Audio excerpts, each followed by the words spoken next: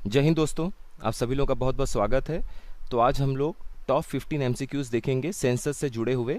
देखिए, सेंसस 2011 को हुए काफ़ी साल हो गए, लेकिन इनके जो आंकड़े हैं, जो डेटा है, वो आपके लिए बहुत इंपॉर्टेंट है। चाहे वो प्रीलिम्स की बात हो या फिर मेंस में अपनी कोई बात रखनी हो जनसंख्या से जुड़े हुए सवालों के ऊपर या किसी और सवालों के ऊपर जो सामाजिक मुद्दों से जुड़े हुए हों। तो चलिए स्टार्ट करते हैं। सबसे पहला सवाल, थॉमस माल्थस ने एक बहुत ही फेमस माल्थुसियन थ्योरी दिया था पॉपुलेशन ग्रोथ के बारे में। यानी थॉमस माल्थस ने एक प्रसिद्ध जनसंख्या वृद्धि का माल्थुसियन सिद्धांत दिया था। तो आपको ये बताना है कि ये किस देश के अर्थशास्त्री थे। देखिए, ये बहुत फेमस एक क्वेश्चन है। माल्थुसियन थ्योरी के ऊपर कई बार यूपी पीसीएस आरओ में भी पूछा जा चुका है सवाल। तो इस बार थोड़ा सा घुमा के आप लोगों से पूछा गया है कि ये कौन से देश के अर्थशास्त्री थे। आपके सामने चार ऑप्शन है: फ्रांस, ब्रिटेन, अमेरिका और ऑस्ट्रेलिया। तो इसका सही आंसर हो जाएगा बी, यानी ये ब्रिटेन के अर्थशास्त्री थे थॉमस माल्थस। तो इनकी जो एक थ्योरी थी जनसंख्या वृद्धि यानी पॉपुलेशन ग्रोथ के ऊपर, वो इन्होंने 1798 यानी 1798 में एक निबंध लिखा था, an essay on the principle of population, यानी जनसंख्या के सिद्धांत पर इन्होंने एक निबंध लिखा था। वहीं से ये सारी थ्योरी इनकी फेमस हुई और इसमें इन्होंने ये बताया था कि जिस हिसाब से जनसंख्या हमारी बढ़ रही है, वो एक दिन जो भी हमारे पूरी दुनिया में खाद्य का उत्पादन हो रहा है, फूड प्रोडक्शन हो रहा है, उसको बहुत पीछे छोड़ देगा। अगला सवाल है, भारत की जनसंख्या किस दशक में नकारात्मक वृद्धि दर्ज की है? यानी the population of India recorded a negative growth rate in which decade? 1901 से 1911 में, 1921 से 1921 में, 1921 से 1931 में, या फिर 1931 से 1941 में? तो आपको इसका सही आंसर बताना है। इसका सही आंसर हो जाएगा बी, यानी 1911 से जो 1921 के बीच का 10 साल है, इस दशक में हमारा जो ग्रोथ रेट था, भारत की जनसंख्या का जो वृद्धि दर था, वो नकारात्मक था, निगेटिव था। एकमात्र बस यही 10 साल है जो अपनी जनसंख्या घटी थी बढ़ने की बजाय। उसके बाद हमेशा से आप देखेंगे बढ़ता हुआ आपको ग्राफ दिखेगा। तो देखिए, ये है वो एक टेबल। तो आप देख सकते हैं 1911 से 1921 के बीच में थोड़ा सा हमारी जनसंख्या जो है वो घटी थी। अगला सवाल है, कौन से साल से जो जनगणना है, जो सेंसस है, वो नियमित रूप से रेगुलरली अपने देश में हो रही है? 1871 से, 1881 से, 1891 से, या 1901 से? तो इसका सही आंसर हो जाएगा बी, 1881 से। हर 10 साल पे अपने देश में जनसंख्या को लेके जनगणना हो रही है। अब देखिए, 1881 जो है वो लॉर्ड रिपन का समय था, लॉर्ड रिपन का कार्यकाल था। और 1872 में पहली बार जनगणना जो है वो आयोजित की गई थी भारत की। उस समय लॉर्ड मायो जो थे, वो उस समय के गवर्नर जनरल थे।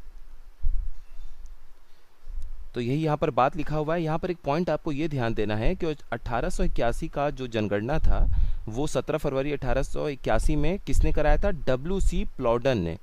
यानी डब्ल्यू.सी. प्लॉडन जो हैं, वो उस समय के सेंसस कमिश्नर थे, यानी जनगणना आयुक्त थे। ये पॉइंट आप याद रखिएगा, थोड़ा सा नया फैक्ट है, हो सकता है आपको एग्जाम में देखने को मिल जाए।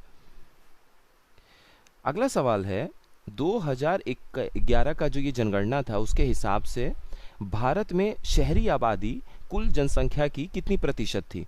यानी जो अर्बन पॉपुलेशन था अपने देश का, वो टोटल पॉपुलेशन का कितना परसेंट था सेंसस 2011 के हिसाब से? 23.1% था, 31.16% था, 40% था, या 45.2% था? तो इसका सही आंसर क्या हो जाएगा? बी। 2011 की जनगणना के हिसाब से अपने देश में जितनी जनसंख्या थी, उसका 31.16% शहरी आबादी थी, यानी 1/3 के आसपास शहरी आबादी थी।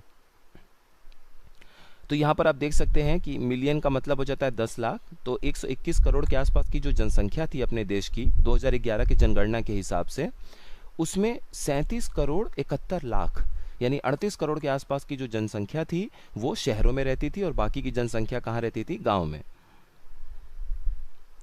अगला सवाल है, 2011 की जनगणना के अनुसार जो चाइल्ड सेक्स रेशियो है, जिसे हम शिशु लिंगानुपात या बाल लिंगानुपात कहते हैं, वो कितनी थी?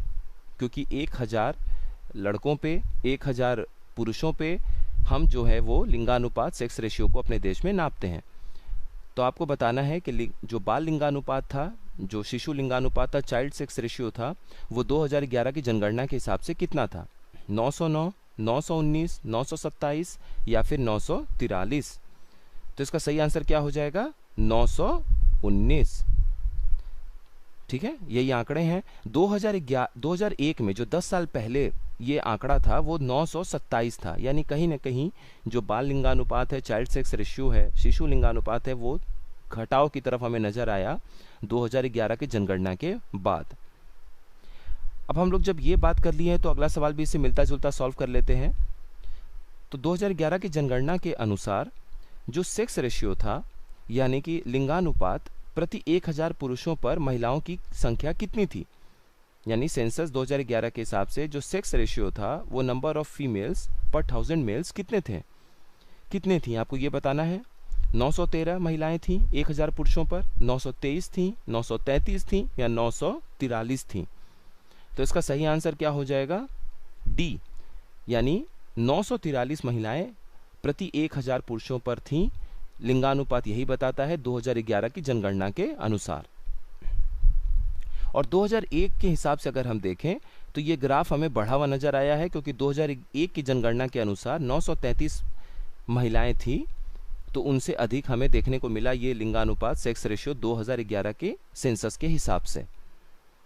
अगला सवाल है, 2011 की जनगणना के अनुसार कौन सा केंद्र शासित प्रदेश यानी यूनियन टेरिटरी में अगर हम देखें तो सबसे कम लिंगानुपात हमें नजर आता है? यानी कौन सा ऐसा यूनियन टेरिटरी है जहां पर लोएस्ट सेक्स रेशियो था?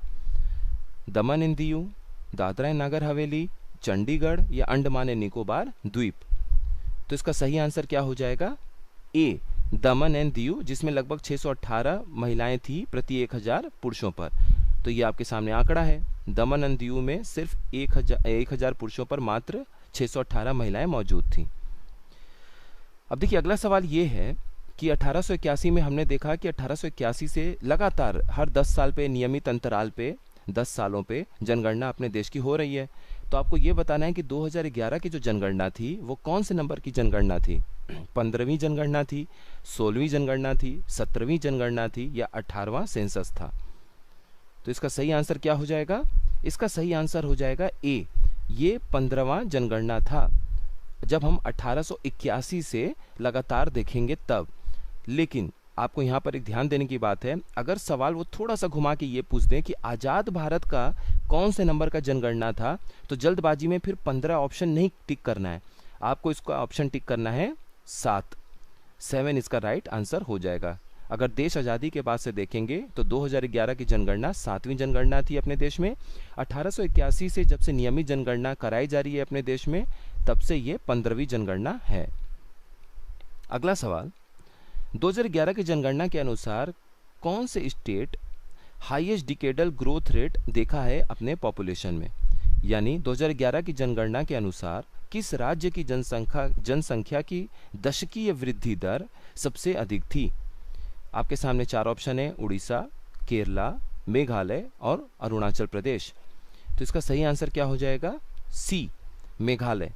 मेघालय ने देखा कि उसकी जनसंख्या की जो दशकीय वृद्धि दर है वो बाकी राज्यों की तुलना में सबसे अधिक है। और अगर बात किया जाएगा केंद्र शासित प्रदेश को भी मिलाकर आपसे सवाल पूछा जाए, तब तो आपका पहला नंबर पे आंसर हो जाएगा दादरा एंड नगर हवेली।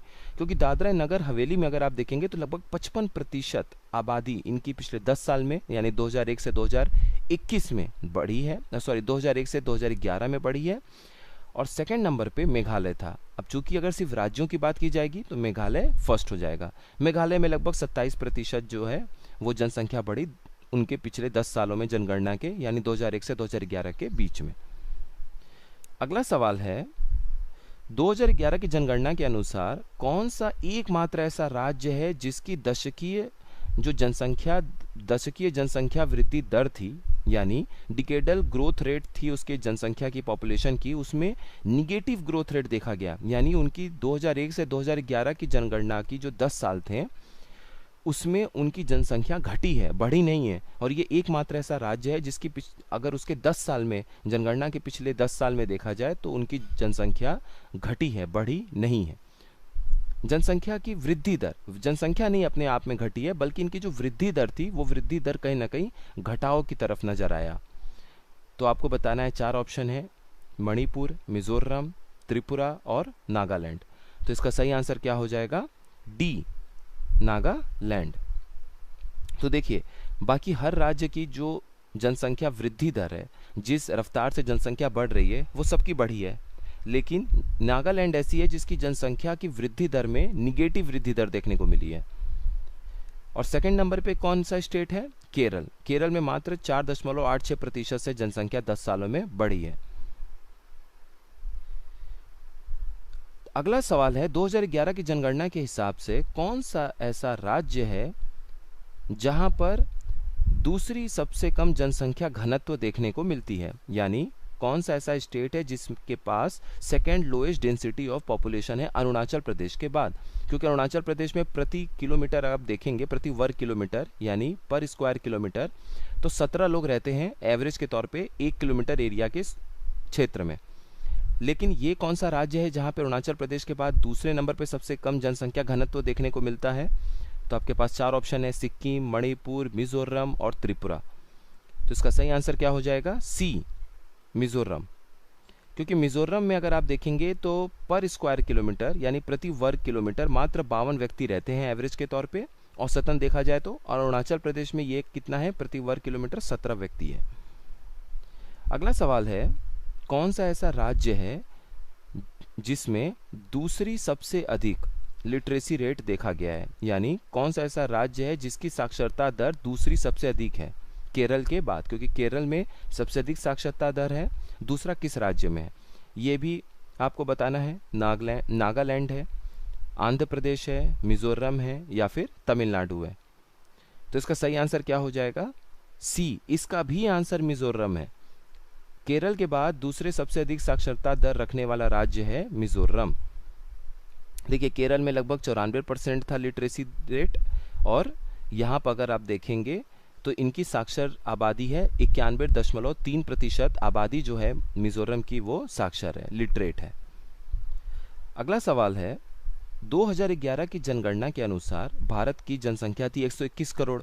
तो ये जो 121 करोड़ जनसंख्या है भारत की, ये कुल पूरे दुनिया की आबादी का कितना प्रतिशत हिस्सा भारत में रहता है? आपको ये बताना है।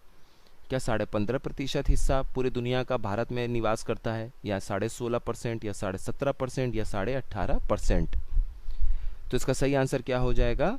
सी, 17.5%। यानी कुल आबादी का 17.5% आबादी अपने देश में रहता है। 2011 की जनगणना के अनुसार कौन सा केंद्र शासित प्रदेश सबसे साक्षर था?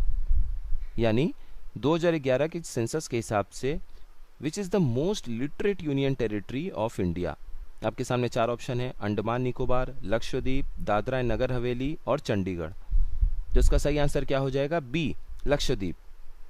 और आखिरी सवाल, 2011 की जनगणना के हिसाब से कौन सा ऐसा यूनियन टेरिटरी है जिसका हाईएस्ट सेक्स रेशियो था? यानी 2011 की जनगणना के अनुसार भारत में किस केंद्र शासित प्रदेश का लिंगानुपात सबसे अधिक है? चंडीगढ़, पुडुचेरी, दमन एंड दीव या अंडमान एंड निकोबार? तो इसका सही आंसर क्या हो जाएगा? बी, पुडुचेरी। देखिए, केरल की अगर आप बात करेंगे, केरल का सबसे अधिक है सेक्स रेशियो, लिंगानुपात 1084 महिलाएं हैं प्रति 1000 पुरुषों पर। उसके बाद अगर आप किसी की बात करेंगे, अगर आपको किसी राज्य का नाम नहीं दिया जाएगा, सिर्फ यूनियन टेरिटरी का नाम दिया जाएगा, केंद्र शासित प्रदेश का नाम दिया जाएगा, तो आप पुडुचेरी के साथ जाएंगे, जिसमें प्रति 1000 पुरुषों पर 1037 महिलाएं आपको देखने को मिलेंगी।